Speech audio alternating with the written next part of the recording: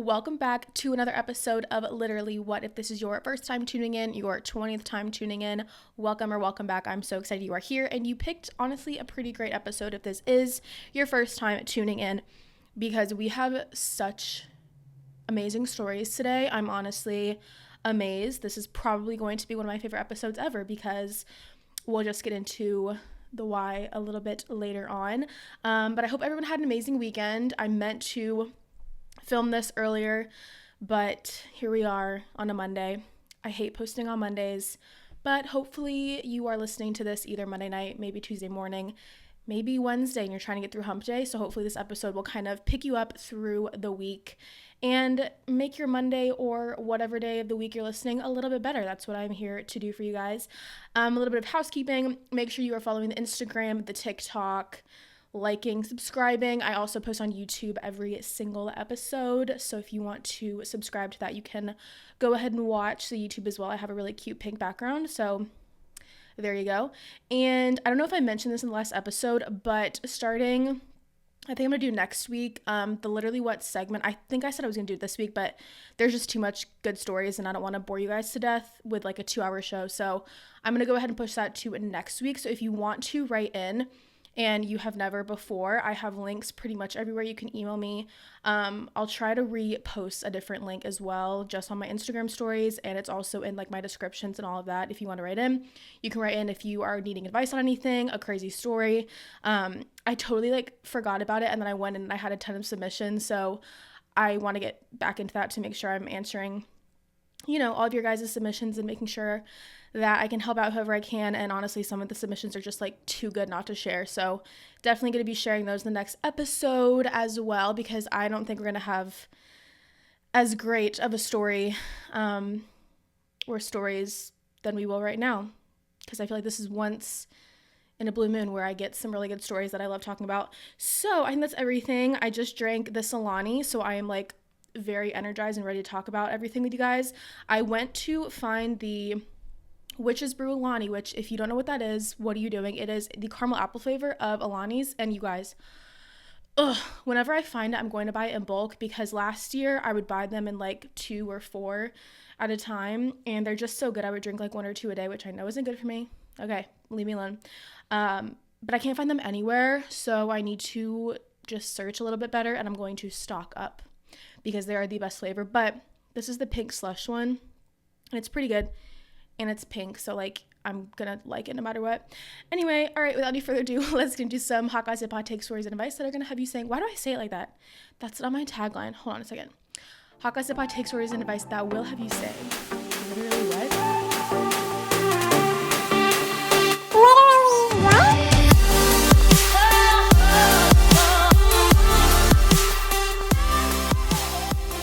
I don't know why I've been switching up the line. I don't like it at all, but that's just me.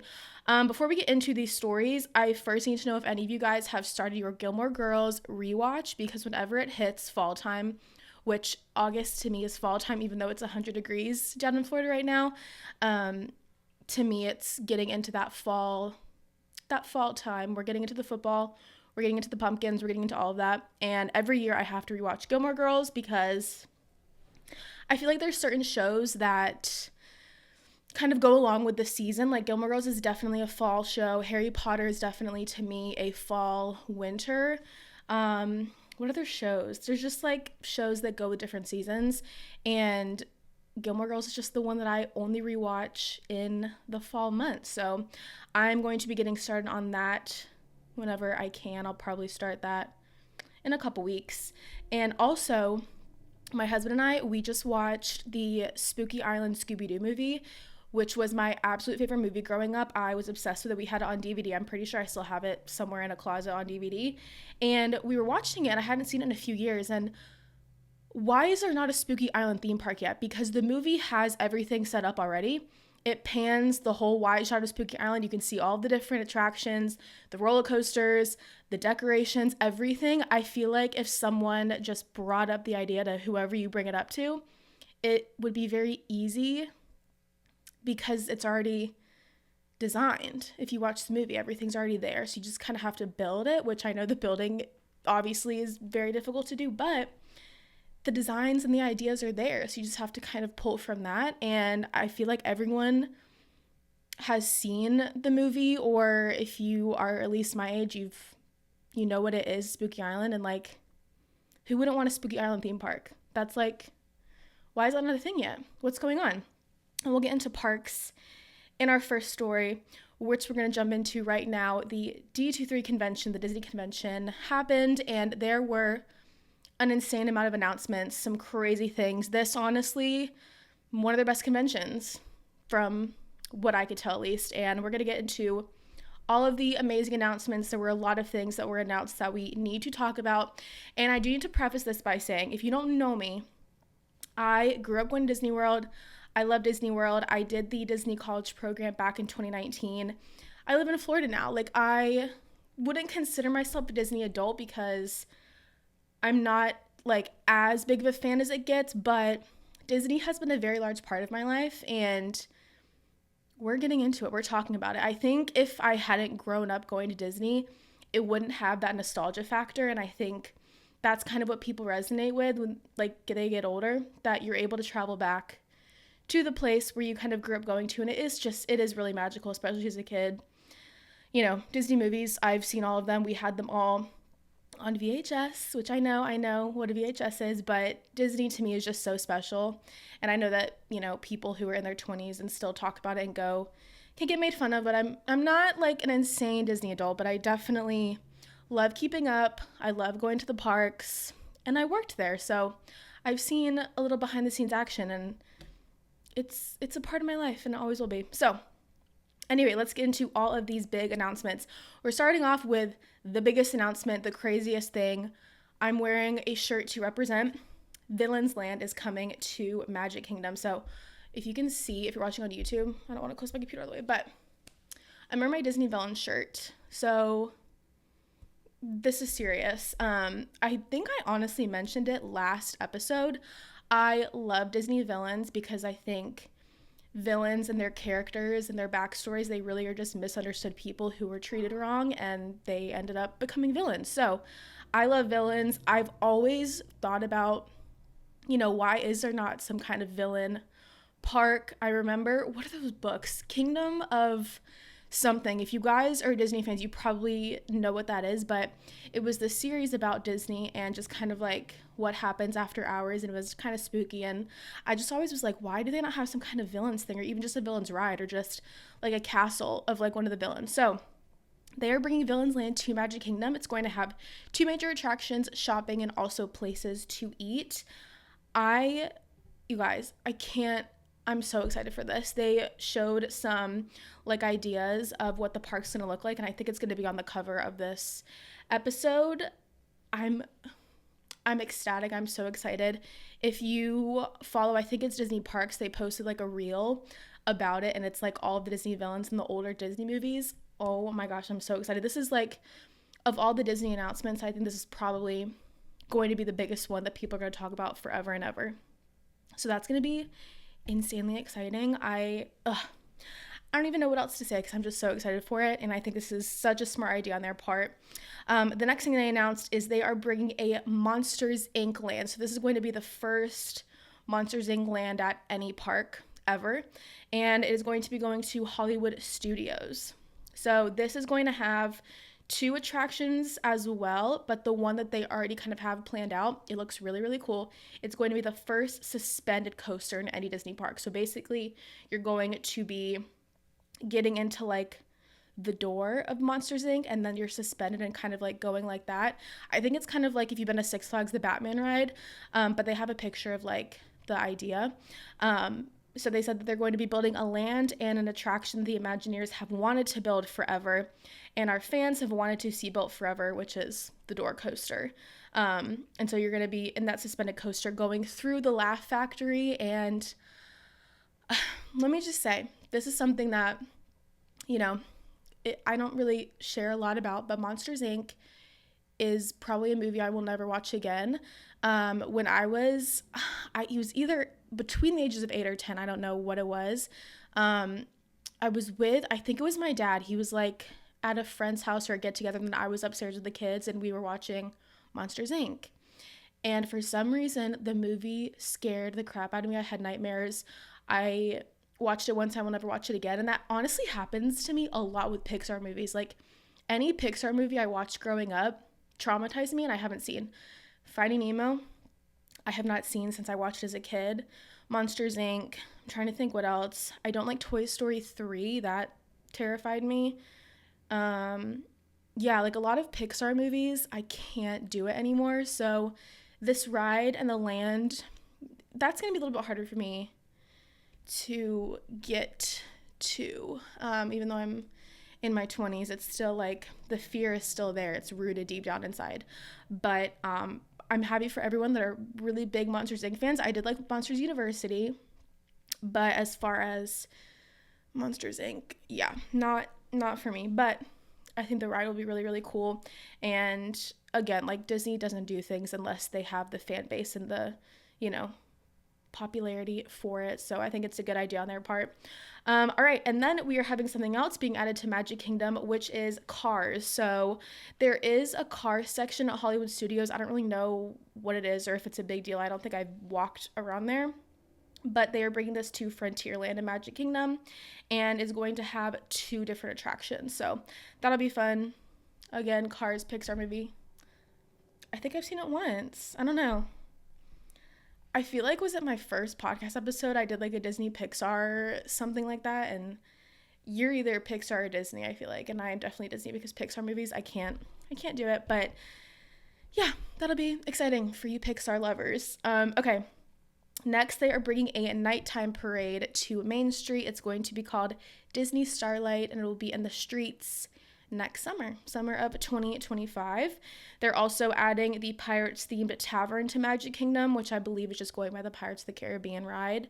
Animal Kingdom. So Animal Kingdom, if you don't know, is probably me and my husband's favorite park. I think it is just, it's special because you don't necessarily have as many rides as other parks, but there is so much to do and so much to look at, and the Yeti is my favorite ride in the world, like hands down. But Animal Kingdom is getting rid of Dinoland, unfortunately, which if you've been recently, it kind of looks like a deserted land, so it's about time. But they are bringing an Indiana Jones attraction and an Encanto attraction, or is it Encanto? I don't know. And then also there will be a carousel with different Disney characters. And then if you've been to the It's Tough to Be a Bug, which is inside the Animal Kingdom tree, they're replacing that with a Zootopia themed show, which is kind of bittersweet for me.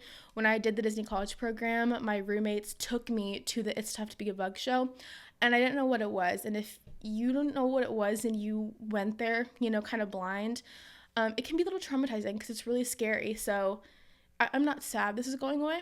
I think it'll be good to bring something else, but it's bittersweet. It's always bittersweet when they take out original things from the park. Like I remember when they took out the Snow White ride from Magic Kingdom. I'm honestly still sad about that because there's something about the nostalgia. It's just kind of sad when they get rid of it, but I know that times are changing. Yada, yada, yada. Okay, next thing, you guys. Oh my gosh, I'm so excited. They are doing a stage adaptation of The Greatest Showman, and it is currently in development. Are you kidding? Imagine The Greatest Showman on stage. And imagine Hugh Jackman reprising his role. Imagine Zac Efron reprising his role, which I don't think he would do. But,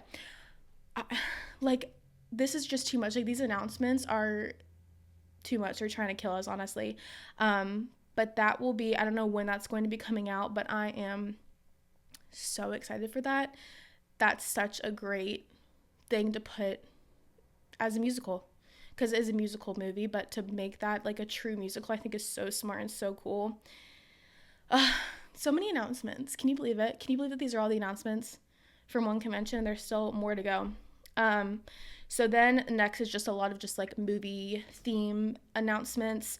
Moana 2, they released a new trailer, which I'm so excited about because you guys know Moana is my favorite Disney movie. They are making a third Avatar film, so they announced that.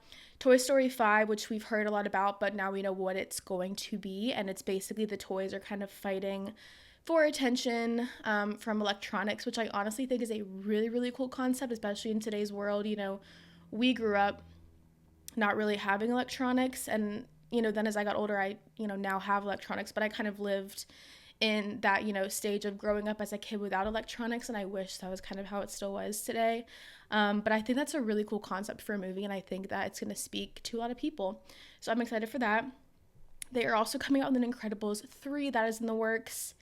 And then Zootopia 2 and Frozen 3, those movies were given logos. So we have a lot going on. I can't believe all of these announcements. Like, so much is coming, so many exciting things, and I'm just excited. Definitely the Villains and The Greatest Showman are probably my favorite announcements so far. Like, they didn't give me enough, but as of right now, that is kind of like what I'm really excited for. So that is all of your D23 convention wrapped up info. Hope you enjoyed. Let's get into our next story, which is something that was announced a couple months ago. I somehow missed it, and I need to talk about it because I think it's so cool. Not that I would ever be a part of this unless I become a millionaire, but Bark Air is the first ever airline catered to your furry friend, and it has finally taken off.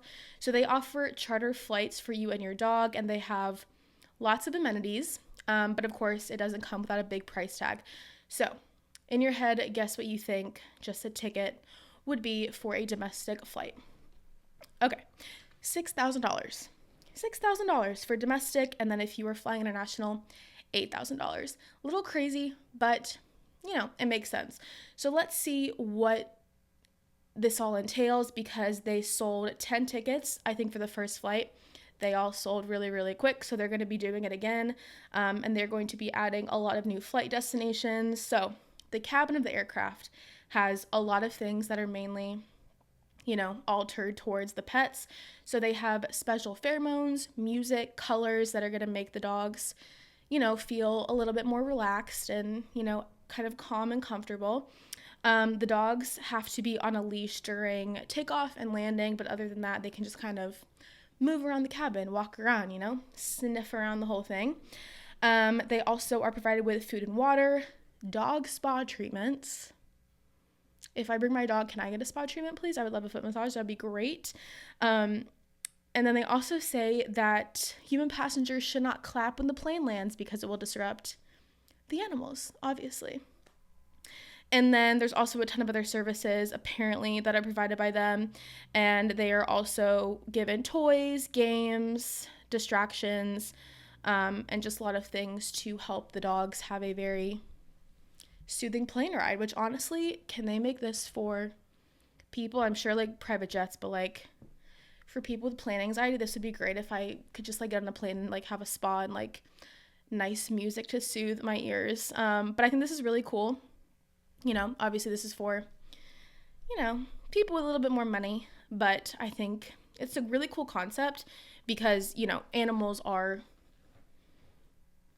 the best thing ever. And, I think if you have an animal, you can understand, like, you would pay an arm and a leg to make them comfortable. I spend a lot of money on my animals, and I don't regret it because they are the best things in the world. They are just the fact that we have animals and all they do is just, like, love us is amazing to me. The fact they have little, like, organs, I love animals so much.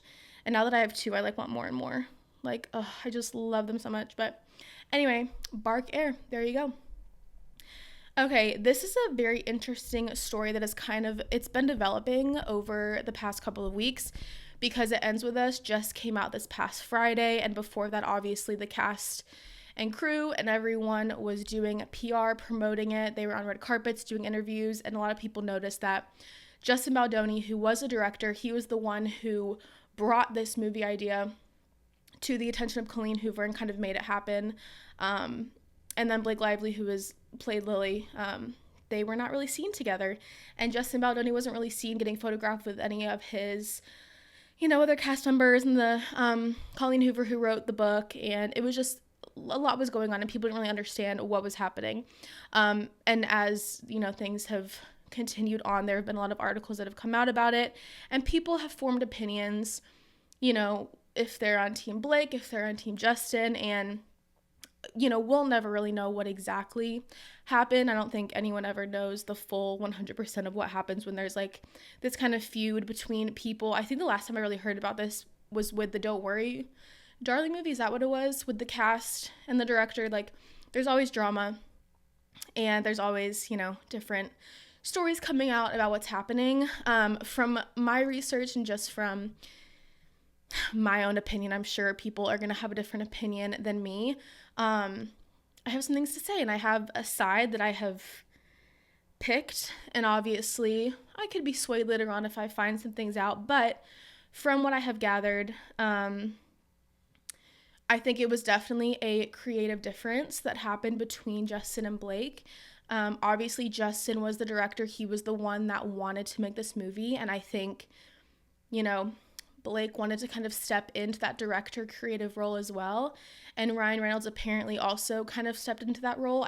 I haven't seen the movie yet, so I don't know about all of that yet, but I have heard some things about it. Like, there are some things that are cut out, obviously, from books, and that always happens, but it is frustrating, especially when you have this image in your head and it just doesn't come to life on the screen, which it's never going to.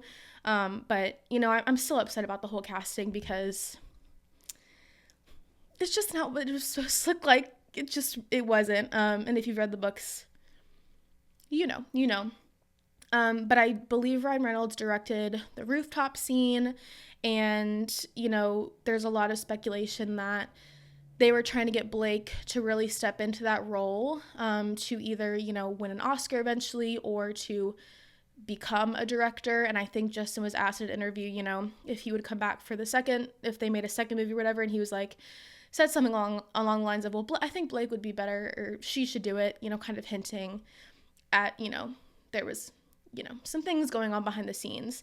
And I think that from what I've seen, again, this is just what I've seen online, but a lot of the interviews that were done with Colleen Hoover and Blake Lively were making it more like rom-com-ish, and, other people who were interviewed after seeing the movie were kind of making it lighthearted. And when I saw Justin and his interviews, it was very much him talking about domestic violence and how, like, this is bringing awareness to people who are going through domestic violence. And I don't think there was a domestic violence hotline at the end of the movie, which I think is kind of crazy.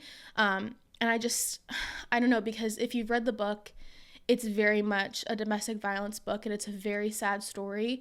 And seeing how they're promoting it differently kind of makes me want to side with Justin, because I think he, kind of took a step back. He is letting Blake and all of them kind of do what they want to do, because they are the bigger stars at the end of the day. Even though he was the one that made this happen, he was one that brought it, to become a movie. He was the director, and I think that they kind of probably clashed a lot and changed a lot of things, and he probably wanted to go about it a different way, and clearly didn't happen. So that's just what my opinion is. People can have different opinions, obviously, but I definitely don't think the movie should be a rom-com. I think it is a very serious movie. Domestic violence happens all the time. It's a very serious thing, and it just makes me sad that people are trying to not make it seem as that. So that all to say, we will see what else kind of happens. And I feel bad for Justin. I really do. I know he was in Jane the Virgin, and I haven't heard him have any issues, with other people. So we'll see. I don't know. But that's my little 2 cents. So honestly, let me know what you think, because I just want some other people's opinions, because people are very like either one side or the other. Anyway, next is another kind of sad story. That is about Taylor Swift's Vienna shows. They got canceled because of the attack that was going to happen, and I'm just like so glad that they were able to stop it before something awful could have happened. And it's so sad that this is the world that we live in. And apparently 3 people were arrested, and they were actually hired to work at that stadium during that Vienna weekend, which it's crazy to me. It just makes me so sad, and seeing all the people, they were making TikToks flying out, and then, seeing it got canceled. And obviously it's so heartbreaking spending all that money and that time and it getting canceled. But honestly, it's just a blessing that, it was able to be stopped. Nothing awful happened. And I know a lot of people are complaining that, you know, Taylor hasn't said anything. Like, that is something probably so traumatic to go through. And she still has the rest of her Eras tour. And if she cancels it, I wouldn't be surprised. If she continues, I wouldn't be surprised. But that's got to be something so traumatic and so awful to kind of go through. And I'm sure she has so many people telling her what to do and what not to do. So for the people getting upset, like, that's a lot. That's a really big thing. This isn't like something small, like, you know, a Morgan Wallen canceling for whatever reason. Like, this is a big, big, big deal. And I think that people need to kind of relax. And just know that there's something bigger probably going on, and that's like a lot to go through. But apparently they are setting up the stage for her shows in London, I believe she's going to next. So we'll see what happens. But imagine like her like going back out again, like after all of that. Like, I would be so just anxious the whole time, but just so glad that, you know, nothing bad happened. Okay. So let's into a happier little story. So Polly Pocket fans, there is now a life-size Airbnb that you can stay at.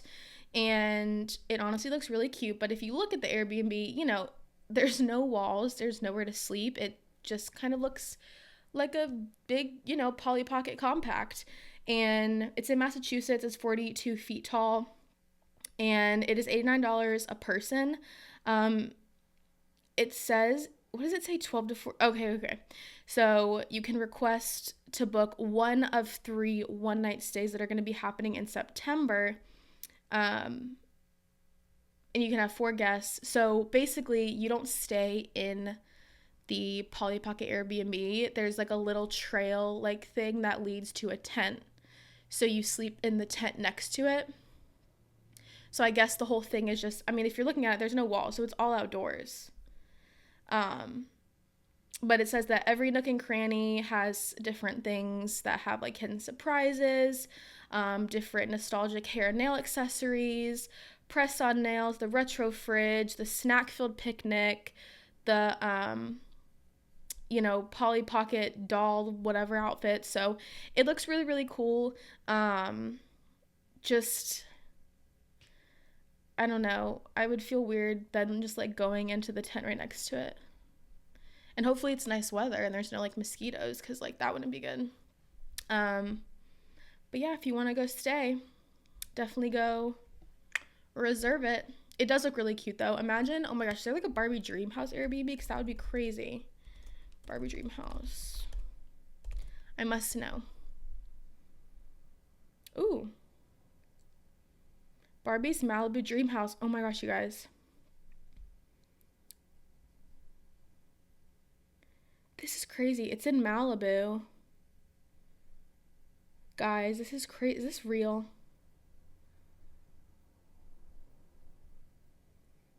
Oh my gosh. Okay, so this was posted last year when the Barbie movie came out, and it was you could win a 2 people one night stay free of charge.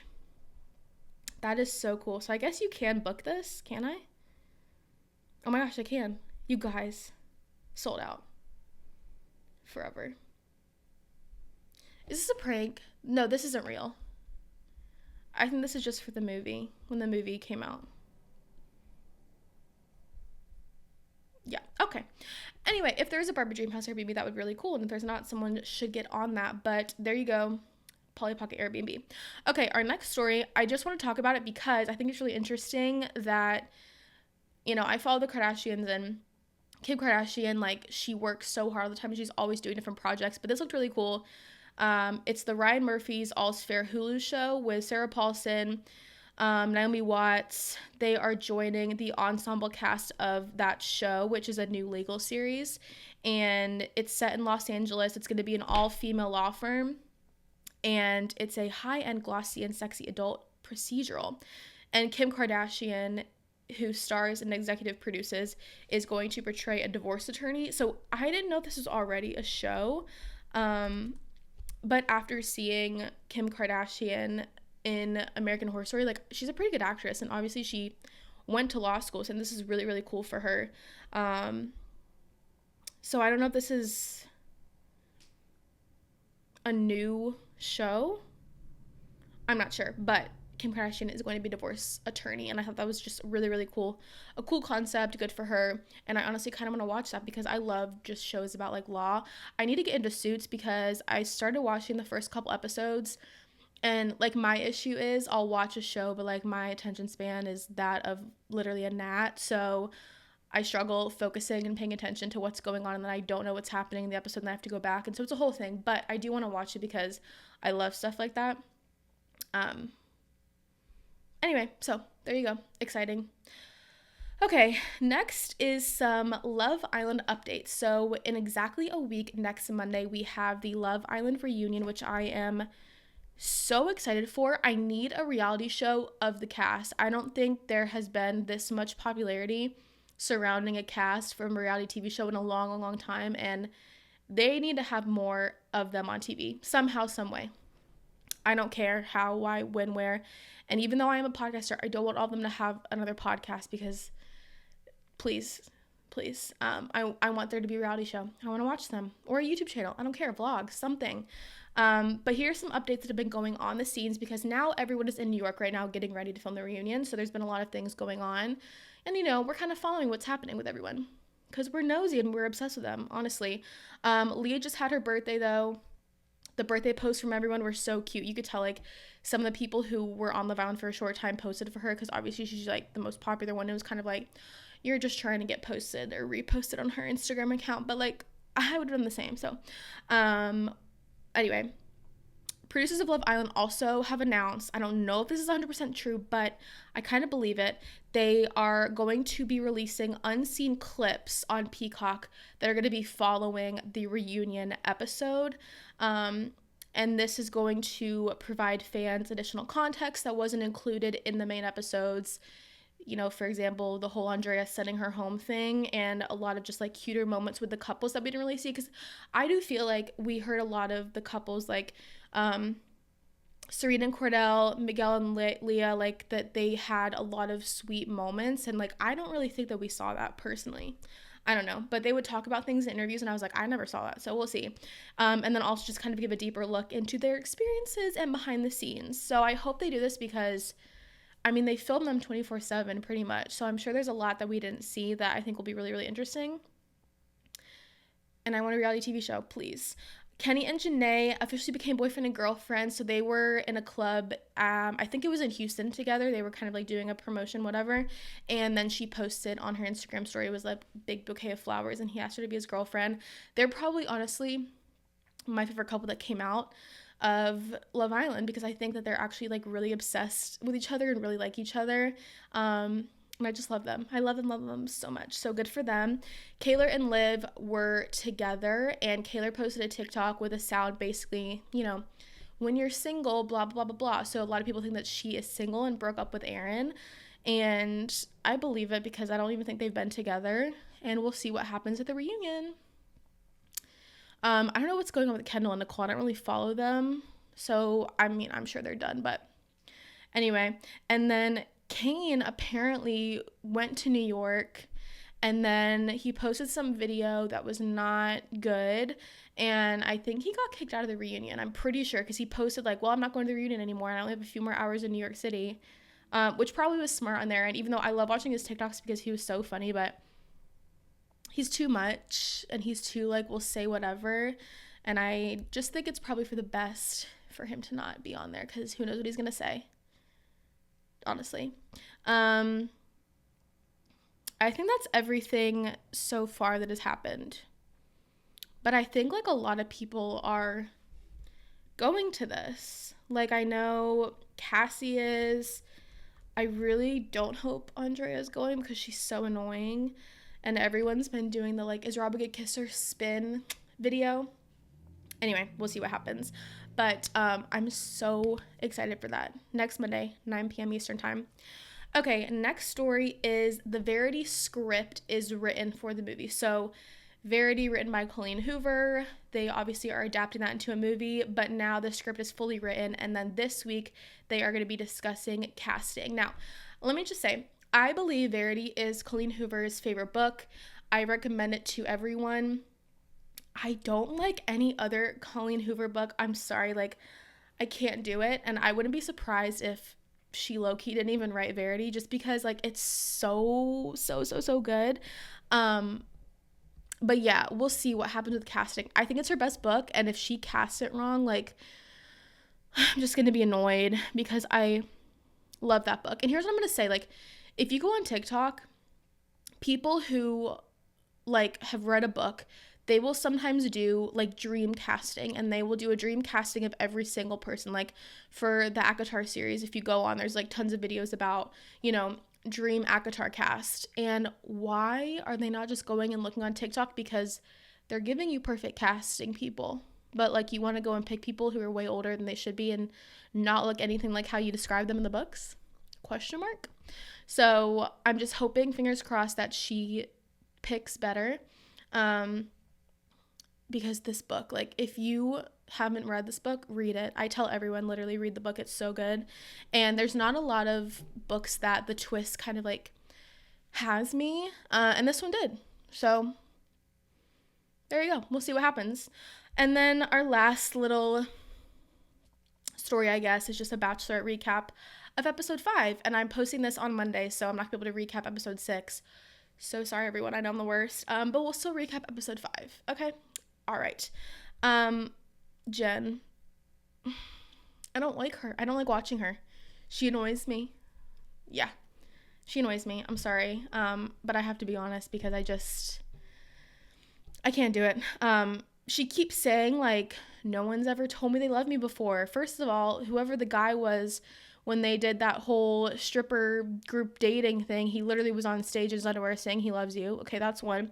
Your ex-boyfriend, who flew out all the way, which was definitely just for production, said that he loves you. So why is she saying this when, like, all these men have said, I love you? Like, she had 3 guys say it. Devin, Matt, and the other guy. Like, what? I also was wondering, because maybe it's just because I'm used to watching Love Island, but I feel like the guys, like, are drinking a lot, and I thought there were rules on Bachelorette on how much they could drink. But I feel like the guys are drinking a lot, and they'll, like, walk up to the bar and just grab something. Or is that just, like, me? Or have they always been able to drink a lot? Because I feel like they're drinking a lot. I don't know. When freaking Matt went up, and then Sam had to be all smart, being like, well, you know, Jen's a smart girl for sending you home. Like, excuse me? Every time he opens his mouth, like, I hate Sam so much. And I thought a spoiler when I was looking up, I think it was a couple weeks ago on that podcast episode, hello, I can't talk, when I was looking up his name for you guys, and it said he made it to top 12, I thought he left top 12, but he's still here. So what's going on? Also, why do I feel like the season is going by way fast? Because I think by episode 5 at the end, there's 8 guys left. Is that not a lot? Like, I feel like that's a lot of guys gone, and like there's not that many left. And how many more episodes are left? Devin's saying he would leave if she brought her ex in. Like, no, you wouldn't. Shut up. I love Jonathan. Oh, Austin. I love Austin too. But the fact that he left, I don't blame him, because Jen is definitely, she's kind of giving like a Claire vibe of spending time with the guys that she already knows she likes and not giving the other guys the time of day, which I don't even feel like I know the guys that well. Like, I need more from them. And I feel like she's just giving attention to the guys she likes, and that's it. So I'm glad Austin went home. He knows his worth. I hope they get him for something else, because like I think he was a fan favorite, and I thought he was really cool. So we'll see. And like, he didn't just stay to stay, like, you know what I mean? Like, that's being a good, discerning human being. And why did Grant, this is something I thought was weird, is that Grant didn't tell Jen that he was falling in love. He went and told the whole group of guys after his day. Like, that's just weird to me. Personally, I think it's weird. Yeah. I just, like, there's no one to me that I'm like, I'm obsessed with him, but I'm also not obsessed with Jen. So like, I can't get behind, like, I don't think whoever my favorite guy is, I'd want Jen to be with him. You know, like, I feel like in past seasons, whoever's the main bachelor, bachelorette, like, I love them, and so I want them to be with my favorite person. But now I'm like, I really don't. Like, I'm glad Austin went home. I don't know. And I still don't like Devin. Like, I don't get the hype with Devin. Like, what's going on? Am I missing something? I don't know. Anyway. that's all I have to talk to you guys about today. I was really just excited about the whole Disney convention, and it ends with us feud. I don't know, like, let me know your opinions, because I'm really curious what you guys think. And again, I don't know the full story. I'm just kind of using what I've been reading online. But yeah, so next episode for this podcast, make sure you write in your submissions for the Literally What segment. We're going to have the Love Island reunion recap. So the next episode will be posted after next Monday, so that I can recap that with you guys, as well as I'll have 2 episodes of The Bachelorette to recap with you guys, and then whatever other stories pop up my way. Yeah, as always, thank you guys so much for tuning in. I love doing this for you guys. And yeah, just make sure that you are following, liking, subscribing, thumbs upping, I don't know, whatever you need to do, because it helps me out and it means a lot. So yeah, I hope everyone has a great rest of your Monday or whatever day you're watching this on, and look forward to talking to you guys next time with some more hot gossip, hot take, stories, and advice that will have you saying literally what. Bye guys.